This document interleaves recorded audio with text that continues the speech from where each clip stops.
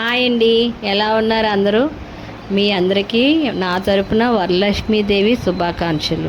ప్రతి సంవత్సరం ఏదో ఒకటి నా చేతుల మీదుగా తల్లికి సమర్పించడానికి ఒక కాసుల పేరు ముచ్చులతో తయారు చేస్తానండి. అలాగే గాజులమాల చేశాను. అలాగే ఈ సంవత్సరం నేను పసుపుతో పాదాలు చేద్దాం అనుకున్నాను. అలాగే చేశాను.